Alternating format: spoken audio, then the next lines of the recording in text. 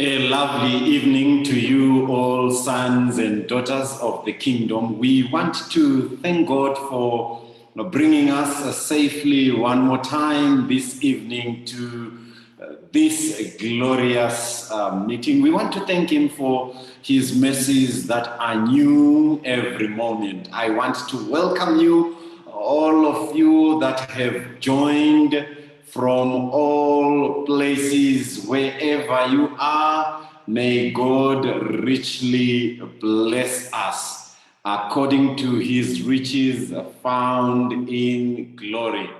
At this moment in time, when we are beginning, I will invite Mrs. Lamini to take us to the Lord in prayer. Mrs. Lamini, kindly take us to the Lord in prayer.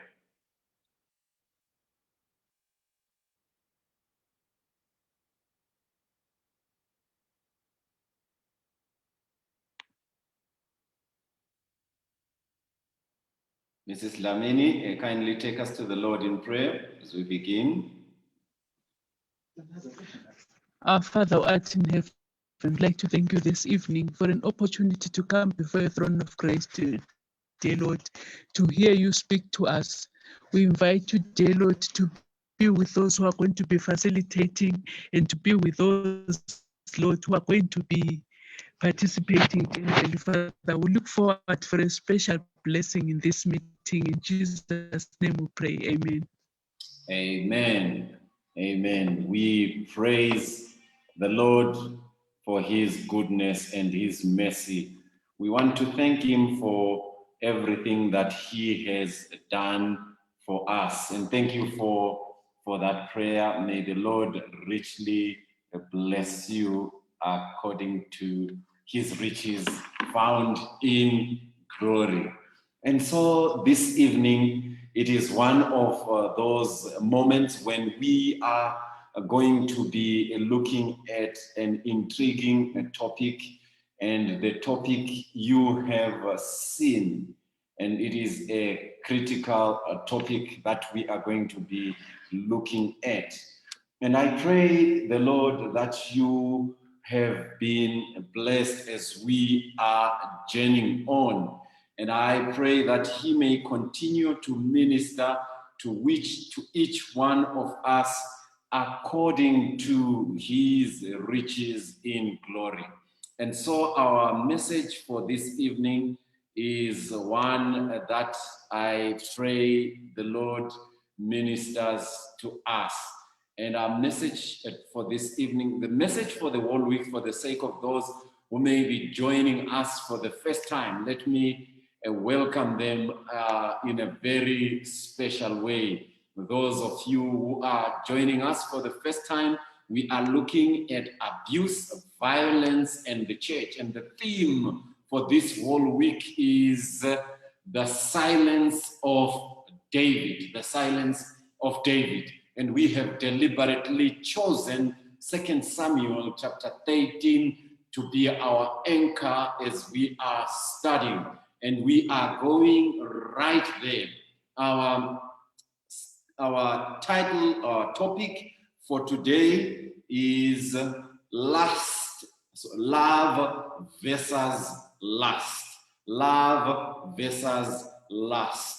And so we are comparing these two things, love versus lust. On Sunday, we looked at dominion versus domineering, and we said we choose dominion.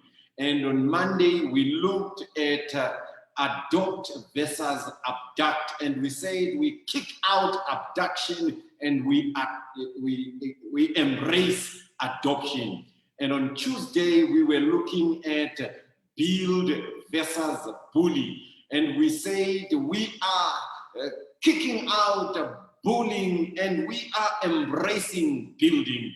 And on Wednesday, which is today, we are looking at love versus lust. These things are very critical to us. And I am reading from the New Living Translation, 2 Samuel chapter 13. I read from verse number 1 onwards.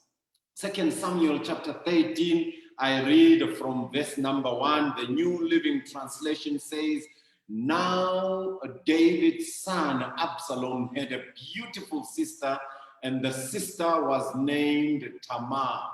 And Amnon, her half-brother, fell desperately in love with her."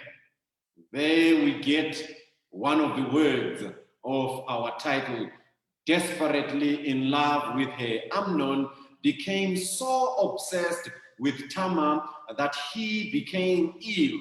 She was a virgin, and Amnon thought he could never have her.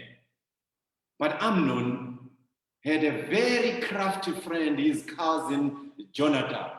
He was the son of David's brother Shimei.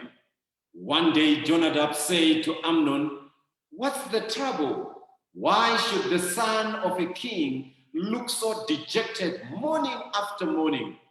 So Amnon told him, "I am in love with Tamar, my brother Absalom's sister." "Well," said Jonadab, "I'll tell you what to do. Go back to bed and pretend that you are ill. When your father comes to you to see you and ask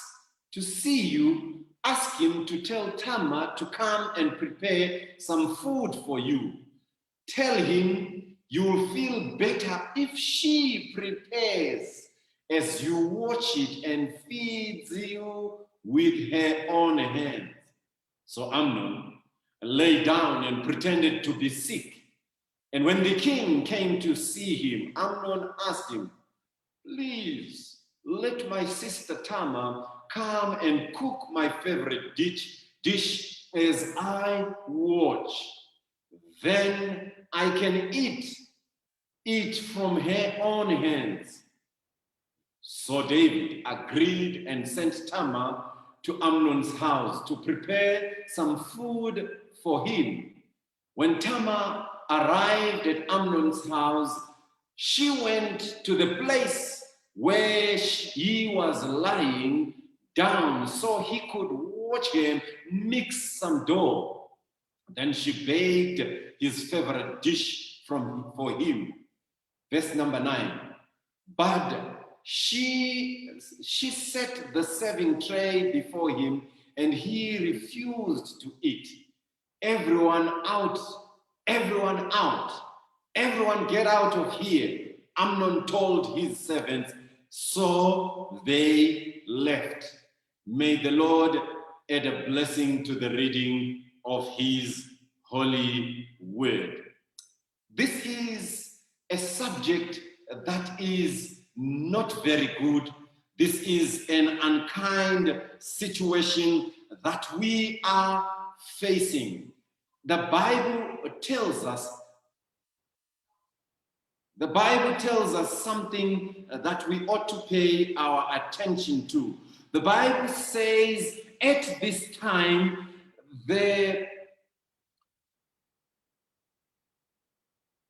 Absalom developed some liking for his sister. You see, it was the Bible writer says loved Tamar. If I am to rewrite the Bible, I'm not allowed to do that. But if I am to describe the situation that was taking place at that time, this was not love, it was lust. The Bible tells us that at that time, Absalom fell desperately in love with her sister. He fell desperately in love.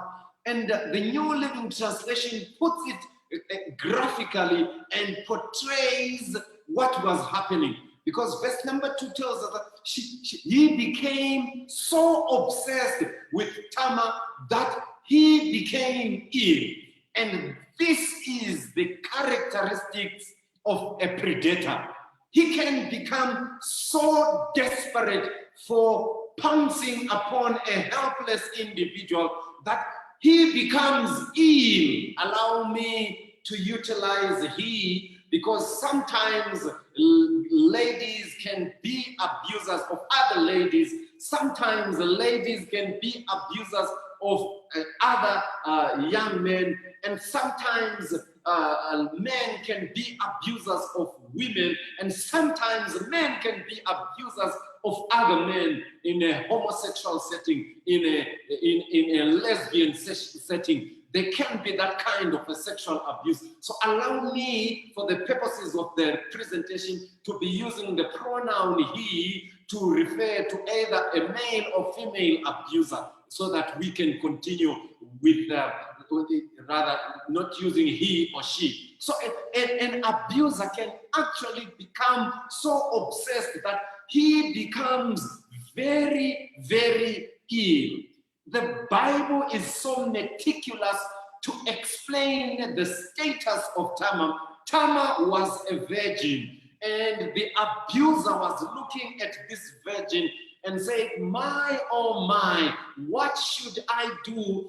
This girl is a virgin, and I want to pounce mercilessly upon her, but I am afraid because she is a virgin. One thought was saying, I'm not supposed to do this evil. But the lust, which is not love, was saying, do it because you must do it. And every day,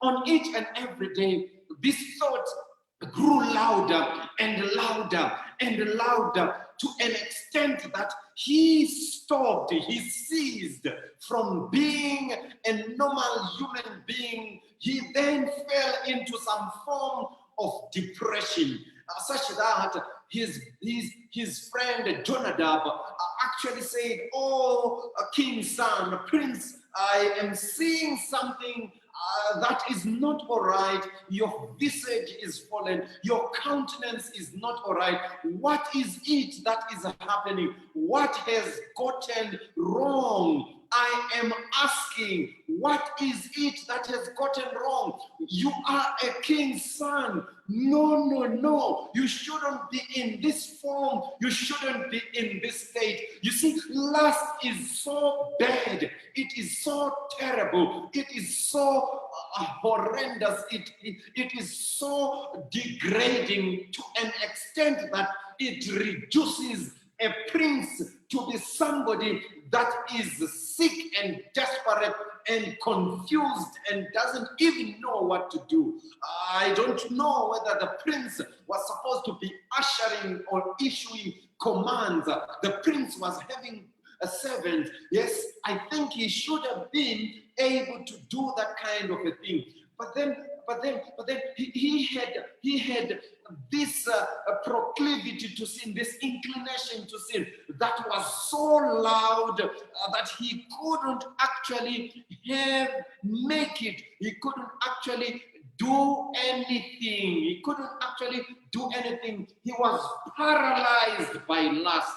Oh, perpetrator, be careful of lust, because lust will reduce you into a paralyzed individual. You cannot be able to do those things because there is sin that is lacking in your members. Sin is actually causing you to move in a way that the Lord is not pleased with. And this evening, I just want to say, help me, Holy Ghost, as I am bringing this message, because we ought to talk about love versus lust. What is moving around this world, it is not love. Mostly we confuse love with lust. If it is genuine love, it is careful in the way that it does. But lust is not careful. It doesn't even care about the virginity of the victim. But love is so careful, it considers the person or the people that are involved. And so this evening, friends, I just want us to come to that scene and observe what was happening at that time. And there was Jonadab. Jonadab was a shrewd man, a crafty man. He was the son of David's brother Shimei. And then he said, I think I can help you. Why are you having this problem morning after morning? So Amnon told him, I'm in love with Tamar, my brother Absalom's sister. I have to underline that. You see, abuse happens even in family settings. Somebody can be abused by close family members. And this individual may be at an advantage because of his position. And in this situation, this was a patriarchal society, just like our African society, where men are given more dominion, and it is easy for women to be abused because men are at an upper pedestal, and this is a patriarchal society. It was not a matriarchal society. And so in this situation, we discover that in this patriarchal society where men were given dominance over women, if we can go back to the first lesson, men didn't have dominion, but they were domineering. They sought that which was their own. In this kind of a society, we see that they were thriving on suppression. Other people were treated as opponents, and they were aggressive. And human beings in this kind of a setting are reduced to mere objects. So in the eyes of Amnon, Tamar became a mere sexual object, a mere sexual satisfaction machine. She was reduced to an individual. I think if I was to put words into Amnon's mouth as he was speaking to Jonadab, he was never supposed to say, I am in love with Tamar. He was not supposed to say that kind of a thing. I presume there was something that he was supposed to say. And you are asking, what is it that he was supposed to say? And I want to say, instead of him boldly saying, I am in love with Tamar, I want to submit to us that he was supposed to say, I am not in love with Tamar. I want to be in bed with Tamar, because we are living at an age where love is no longer love, but it is lust. Where love has transcended that very fact that we should not be loving people. We should be treating every woman, every man that we see as a sex object. And so at that point in time, Amnon was not in love with Tamar. Amnon was in a sexual intimacy dream with Tamar. Amnon dreamt himself in bed with Tamar. In imagination, he was having his own mental pornography with Tamar, for lack of a better word. He was in this point in time thinking about how he can get to sleep with her. In this moment, he decided he is going to do that kind of a thing. So today, if I am to talk about guys who say to a girl, I love you, they are not saying that. They are saying, I sex you. That is not love. They are not saying, I love you. They are simply saying, I sex you. Be careful, oh little girl. It may not be true love. It may be about sex. It may be about bedding. It may be about, it may be about getting you, trapping you. It's not about love. It's love. No, it's not love. It is lust. And so care is needed as we are dealing with this. And so you will discover that this is a perpetrator, and the Bible describes Amnon in a graphic way. And Jonadab says, you go there and sleep in bed, pretend that you are ill.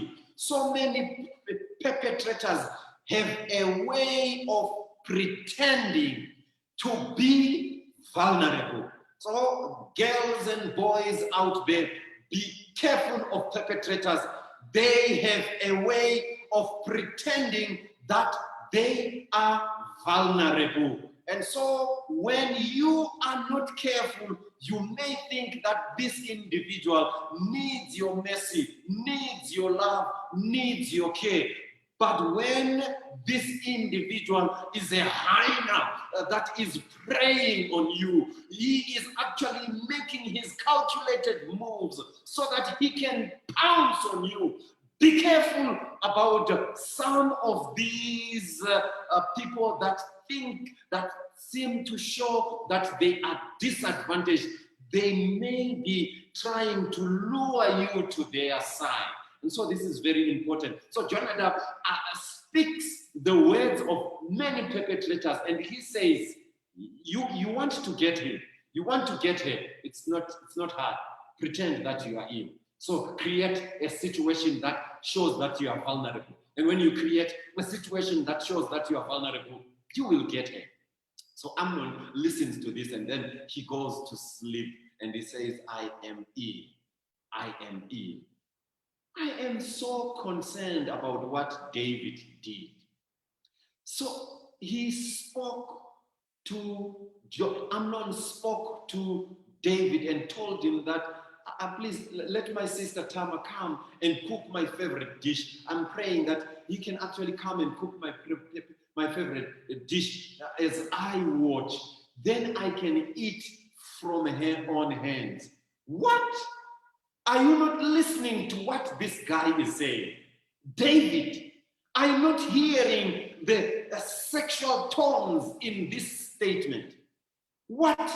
Can't Tamar prepare the meal elsewhere? Why should Tamar prepare the meal in the bedroom? David, why are you not listening? Why are you not listening to a potential danger that is happening? Why are you not hearing? David cannot hear this because he is blinded by his own sin. He himself is a perpetrator of evil. He himself is an abuser of women. He cannot hear this. He actually grants the son to do that kind of a thing because he himself, when every man had gone for battle, he himself, when everybody was lifting the banner of Prince Emmanuel, when everybody else was in the battle for the Lord, he remained. And so Bathsheba bathing, and then he said, I am going to do this very thing. I'm going to take this woman for myself, and he's going to be my wife, and I'm going to do this very thing. Why, why, David, didn't you hear this? Your sin was clouding your mind. Maybe I want to submit to us. I'm thinking to myself, I don't know. Maybe the reason why we are silent about sexual abuse, maybe the reason why we are silent about domestic violence, maybe our hands are not clean. May I say this very evening, maybe I am also responsible. I cannot talk about that which I am like. Maybe I am the same. As I am looking at this situation, I am seeing that this is a vulnerable situation. This can be a problematic issue. Then I cannot open my mouth because I am also in the same bracket. I cannot really say, yes, I know what you want to do, because quickly this individual that I want to correct will come and tell me, you are equally guilty. Why are you thinking that I am intending to do this kind of a thing? So see the effects of love, of lust. That is what they do. They paralyzed King David, mighty warrior, a man who at one time gunned down, if I am to use modern term, gunned down the giant Goliath. I'm talking about a man who tore apart the mouth of a lion. I'm talking about a man who fought with a bear and prevailed. Yes, that man failed to deal with the issues of sexual abuse in his home because his hands were soiled also. He failed to deal with that because he was equally guilty. Help me, Holy Ghost. Help me, oh Lord, in this very important time. We need the hand of God to say, cleanse us and purge us from all unrighteousness. That is why we may be silent. We are silent. We are silent because we ourselves are guilty. The silence of David comes because he is guilty. He grants a thing that is no good. Which parent, I don't know, which parent in his right mind can grant such a thing? Why do you allow a child to need the door in the bedroom?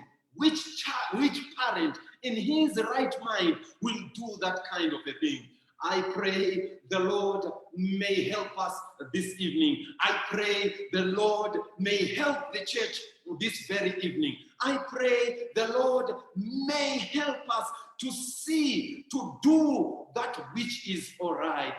Brethren and sisters, I am praying for a church that can be able to speak about sin. I am praying for a church that can be able to say no to abuse. I pray for a church that can open its mouth because it is clean itself. I am praying for a time when we cannot be silenced to rebuke these things because we are few ourselves. So David could not do it. David could not do it because he was wallowing in the same sin. He was silenced. This is why the theme of this week comes from. It comes from the fact that David himself failed to do it because he was equally guilty. He couldn't control all these things because he himself was equally guilty. Are we not guilty? Asking myself, purge us, O Lord. Cleanse our hearts, O Lord, so that we are not equally guilty. Purify our hearts, O Lord, so that we are able to rebuke sin, to call sin by its rightful name. May the Holy Ghost help us in this situation. Friends, and I want to slow down a bit and say there are warning signs that we ought to pay our proper attention to. Sexually inappropriate behaviors by adults are warning signs of sexual abuse. These examples may include, but are not limited to, the following. 1, inappropriate comments about sexual matters, maybe in the presence of minors or pertaining to minors. If you hear that kind of a thing, you ought to be careful. If you hear a church, maybe a leader of children using such inappropriate comments in the presence of minors, or maybe pertaining to minors, you ought to be careful. That individual must not lead the youth department. That individual must not lead the children's ministries department. That individual must never be part of anything that has to do with children. If at all we are able, that individual must not be a teacher at a primary school, secondary school. If I had the power, that individual must not come close to any fragile individual, vulnerable individual. Secondly, if there is excessive or inappropriate attention, maybe to a particular child, if there is some to a particular child, know that Amnon is lurking. Know that Amnon is watching and he is ready to pounce. Be extra careful. That is very important. Number 3, if there is excessive or inappropriate physical contact or some displays of affection, be very, very careful. If there are inappropriate texts or contents,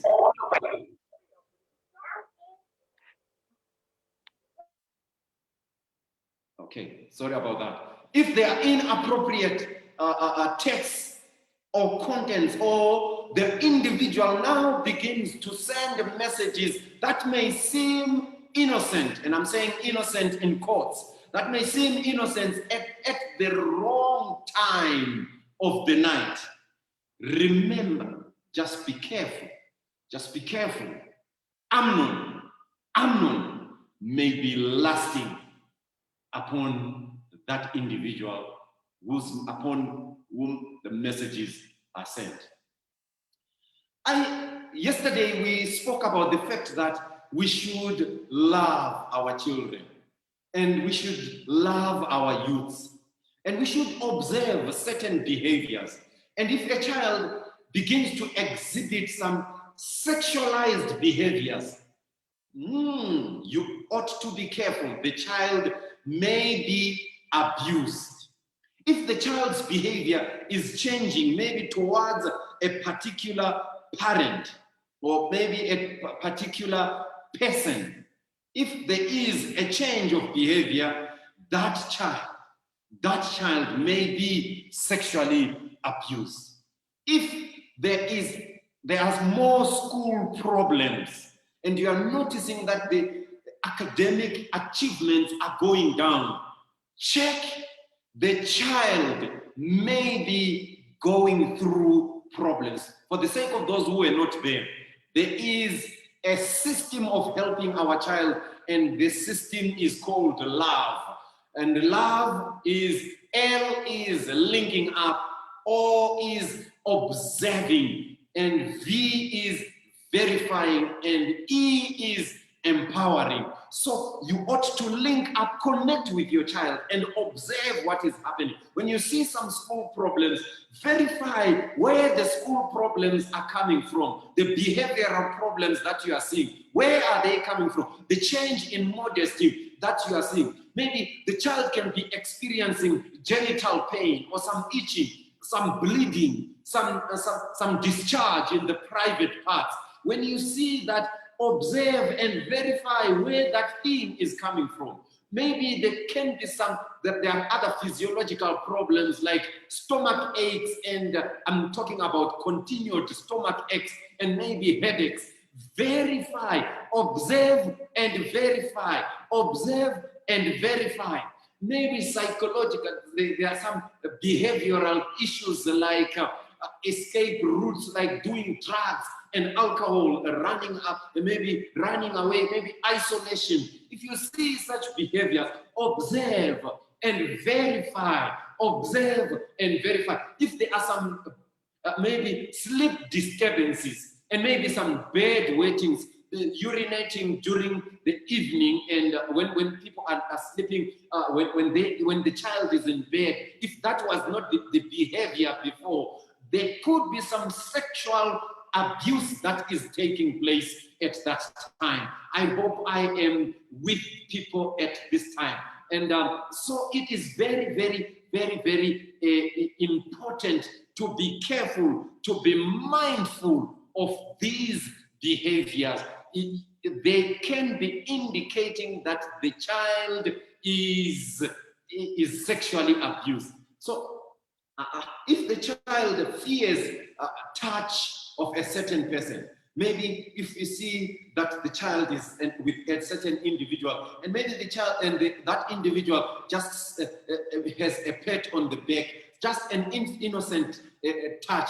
If the child fears that, there could be a possibility that the child is being abused. For the sake of those who are on Facebook, I will read this comment that is posted by Mrs. Dube. She actually says some parents promote their own child abuse. The girl child at puberty stage will be dressing on clothes that expose the body caves, the hairstyles that attract men.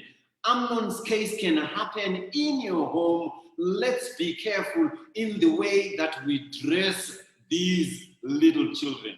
This is a very important point for pedophiles, those that prey on children. When they see such children, they are sexually stimulated. And somebody actually said, it doesn't matter how I dress. If a potential abuser abuses me because of the way that I dress, it is because he doesn't control himself. So this point is actually saying there is a likelihood that we may also contribute towards the sexual abuse of the children, even of those that are grown up. It is very, very important to be careful, to be mindful of the things that we are doing. They may be causing a lot of problems. And so, friends, I am praying that the Lord may help us in this regard, that the Lord may assist us, because Amnon is prying on children. He wants to pounce mercilessly on them. And I want to bring to light the very fact that Amnon is a master manipulator. In many cases, Amnon has had a lifetime of developing his skill in order to manipulate others into inappropriate sexual conduct. Amnon is very careful because he is able to convince them to keep quiet, covering and hiding their behavior. So Amnon is able to do that kind of a thing. So we ought to be careful. We ought to be mindful. Amnon is a respected individual in the society. Amnon may seem to be upright. Amnon may be holding an exalted office. Amnon may be a model church member. Can I slow down and say Amnon may be paying for the trips of the youths? And Amnon, as they are going out there, he may say, I'm organizing a trip and I'm paying for every child. And everyone in the church says, Amen, praise be to God. And Amnon will be knowing what he is doing. At that time, Amnon will be plotting to pounce on the innocent child. So we ought to be very careful about Amnon. We ought to be watchful about Amnon. In the church, when we nominate people that are going to be dealing with children, let us be careful of Amnons. And I want to make it feminine as well. Let us also be careful of Amnonels as well, because there are women that also abuse children. Let us be careful. As we are nominating people for the youth department, let us be careful of Amnon. Some of them don't want to leave the youth department. They want to continue to be in the youth department. I'm not saying the people that love the youth department are like that. I'm talking about Amnon. Some of them don't want to leave the youth department. They will politically weave their way into the youth department so that they are close to the girls that they want to continually abuse. Help me, Holy Ghost, so that I put this thing very clearly. Maybe I may present it emotionally.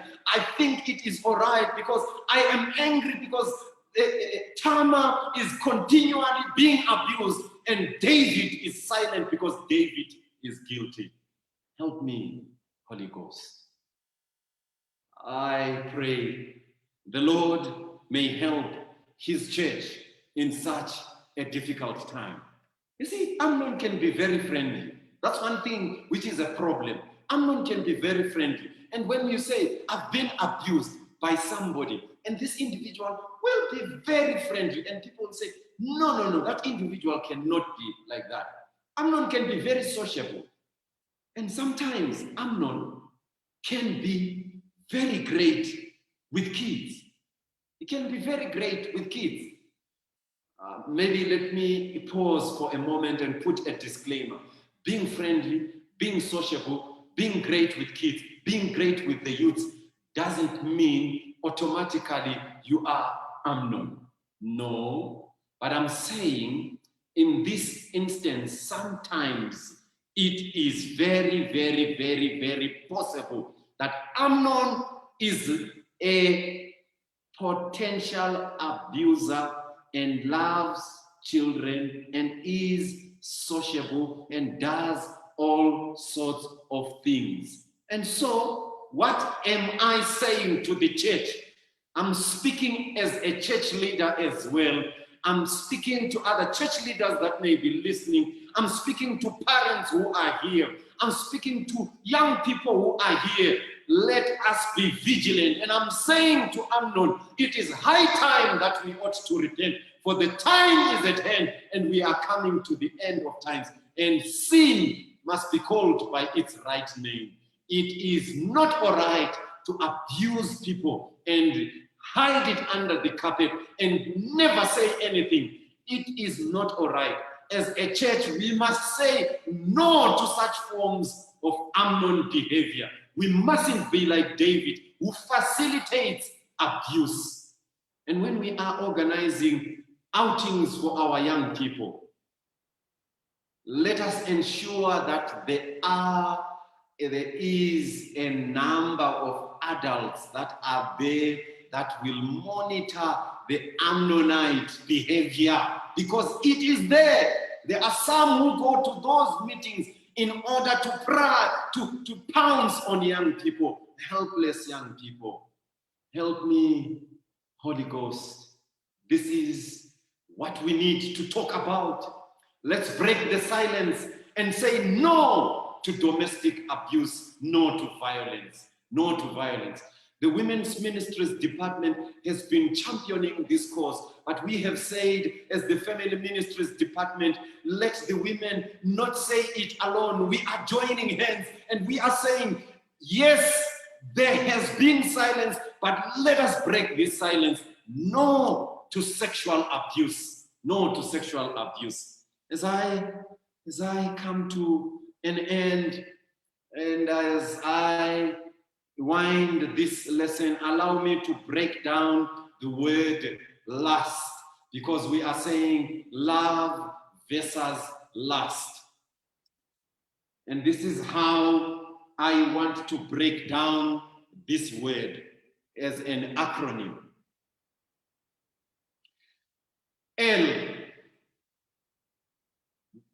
Amnon lures the helpless victim. Most of the times, victims are children, victims are young widows, because they are young widows, and even old widows, they are not protected, and so those widows will fall prey to Amnonite behavior. Sometimes these victims are college-going boys and college-going girls. And unfortunately, sometimes victims are people that need counseling, troubled individuals. Amnon will say, I will come to you as your mentor. I want to help you. Don't worry, I will provide a listening ear. And the troubled individual will interpret the lust as love. Unfortunately, they will be lured as helpless victims. I'm bleeding as I present this. It is very painful. It is very painful. L is lust. And you, Amnon, undercuts or weakens the victim's willpower. Amnon is so careful at undercutting. He knows that if he weakens the willpower by providing certain things, he may be providing food to a college girl that doesn't have money. He may be providing all those things. Amnon does that. He is careful. He knows how to do it. So El is luring. U is undercutting. S, after undercutting the will and benumbing the sensibilities, and the helpless individual thinks this is love, then Amnon will sexually harass. When you read verse number 10, the Bible says, then he, Amnon, said, now bring the food into my bosom and feed me here. So Tamar, who was actually helpless at that time, took the favorite dish to him. But as he was feeding him, he grabbed her hand and said, come to bed with me, my darling sister. You see the word darling sister there it seems to be love. But it's not love at all. It is lust.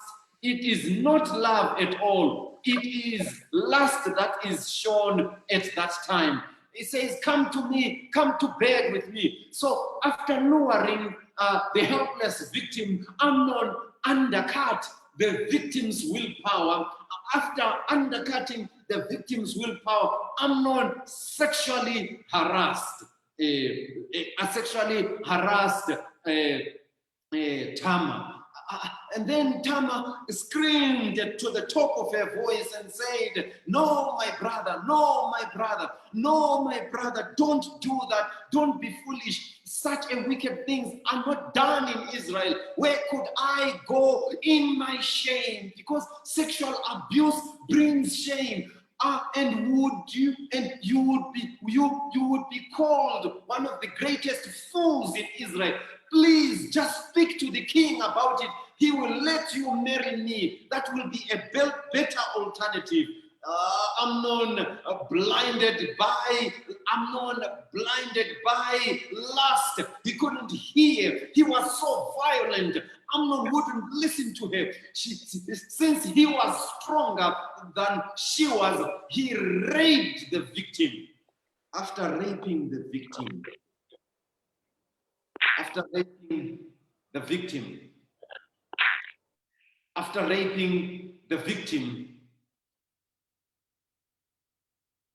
Amnon decides to do the last thing, which is in the letter lust.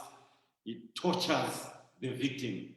And then suddenly Amnon's love was turned to hate.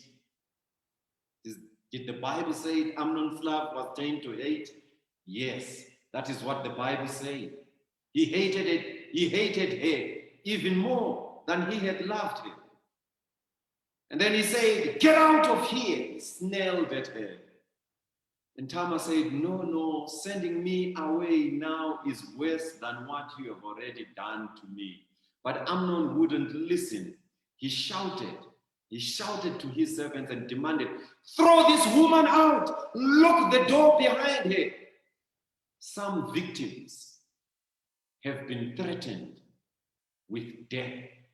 And they have been told, if you ever tell them that I slept with you, I will not pay your tuition. It is unfortunate. So after luring the victim, after undercutting the victim's willpower, after sexually harassing her, the Ammonites have a capability of torturing the victims. So girls in this platform, as you are listening to this voice, be careful of the Ammonites. Women, men in this platform, boys in this platform, be careful of Amnonel, because she is able to do that kind of a thing. And so I'm praying this evening that the Lord may help us.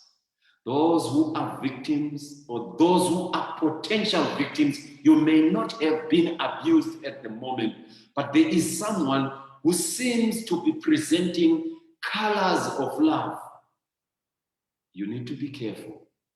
Evaluate, is it love or lust? Because he may lure you, error. He may continue to undercut your will, you. He may sexually abuse you, S. And finally, he may torture you, T. And I want to pray that the Lord may help us. Rectemba Moyo in the chat box actually says, thank you, Pastor. This is a powerful presentation. The issue of lust has already broken families, and that is leading to the divorces that we see. We see the torture also in the church is really heartbreaking. And I want to say to you, Baba Moyo, we are here as church leaders and we are saying, let the silence end. Let the torture stop. Let the perpetrators be brought to book. Not only by censuring them, but also by reporting them to the law. They have not only sinned to the church, but they have committed a crime to the state. May the Lord bless us. May he cause the light of his countenance to shine upon us. May he give us peace, peace in our hearts and peace in our homes. And there's another comment that is coming in. Let's educate our children right from the early age. The abuse is at all ages, even toddlers, and I add even adults. And this is very, very important. And another one has brought in another comment and says, be careful of those who show colors of love. At this moment in time, we have 6 minutes before we wind our service. I'm sorry, I've been preaching. I was meant to be teaching. I'm sorry, I engaged on an emotional state. Pardon me if I used words incorrectly. It is because I am bleeding right inside of me because David has been silent for a long time. Any comments, any contributions before we pray? Questions, contributions, even from Facebook. Those on Facebook, you can type your comments and contributions and we will respond to them accordingly. Any questions or any comments?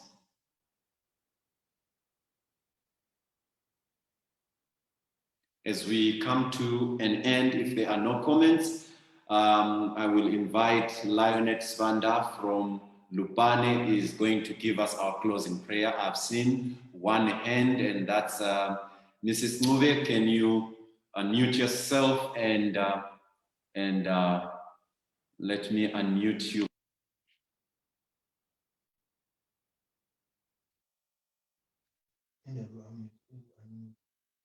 Okay, good evening, everyone. Good evening, everyone. Hello, good evening. Good evening. Yes, my comment is the devil is so cunning. He has made it so scary for parents to discuss sexual issues with their children. So you find that children undergo a lot and they've got a lot of questions, but they're not free to ask their own parents because the devil has made it a taboo to discuss such.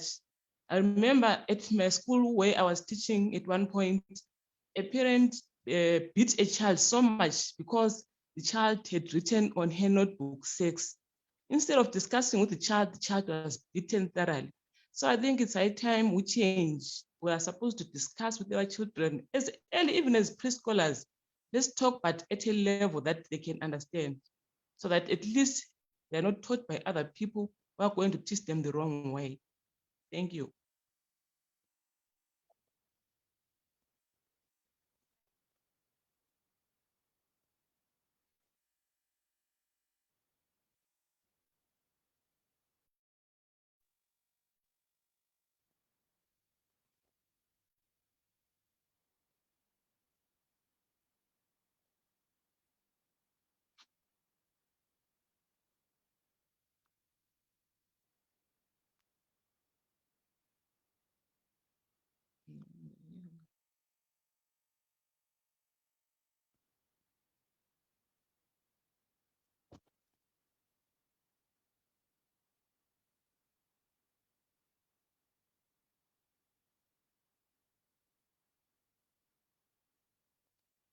I can't hear.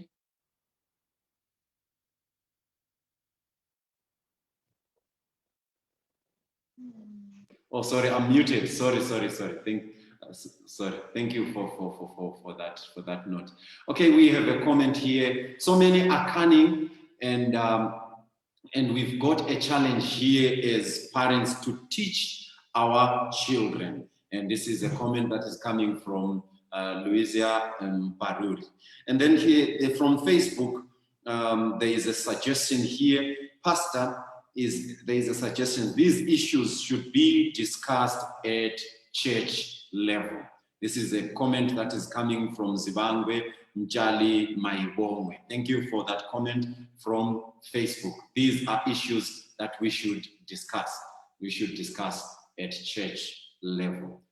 Thank you very much for being an obedient and loving congregation. There is one comment that is coming also from Jacqueline Nkomo. She actually says, let's learn and listen to the children when they are speaking, even in their silence. Trust and believe what they say. Instead of completely ruling out the issue, investigate it. Children are dying inside because parents or guardians have failed to believe the children. And so thank you for that wonderful comment. Makosi Ndebele actually says, the family setup must be a safe space for discussing these issues. The church must also be a safe space for the development of the young and the elderly. Thank you for that comment. And Morove says, big thumbs up to family life for this. And we pray the Lord blesses us. Now we'll invite, one more comment that is coming. We have our young ladies in the church dressing to promote lust. Mothers and daughters, let's be the change makers. This is coming from Louisa Paruri. And we should be, Pumlani says, we should be very observant, not any behavior changes to detect abuse. We are right at the top of the hour, and I want to thank you for all your contributions and your comments and your listening. Let's meet tomorrow for yet another important topic that we are going to discuss tomorrow. I will invite Lionel Svanda. If you are still here, take us to the Lord in prayer.